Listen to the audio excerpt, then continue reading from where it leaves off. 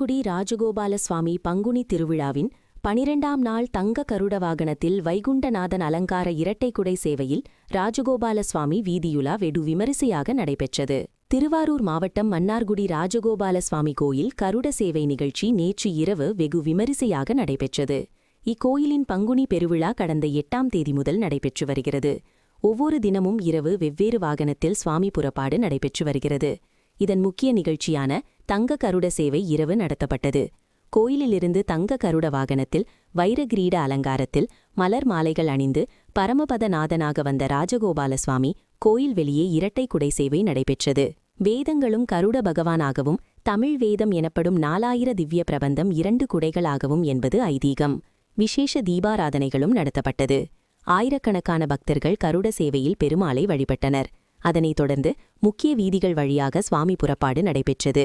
பின்னர் பந்தலடியிலிருந்து கட்டுத்தேரில் வீதியுலா நடத்தப்பட்டு நள்ளிரவு கோயிலில் நிறைவடைந்தது.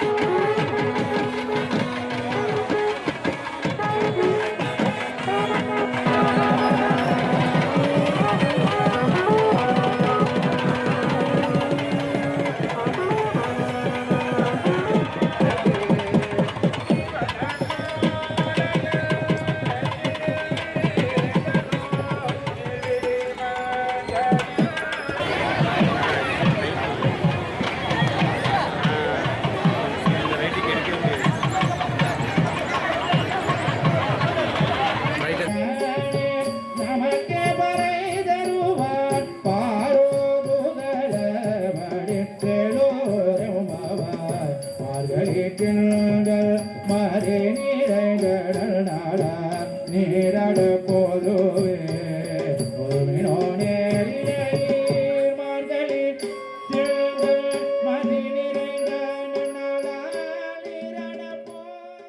செய்திகளை உடனுக்குடன் தெரிந்து கொள்ள லைக் பண்ணுங்க, ஷேர் பண்ணுங்க, சப்ஸ்கிரைப் பண்ணுங்க, மறக்காம கமெண்ட் பண்ணுங்க.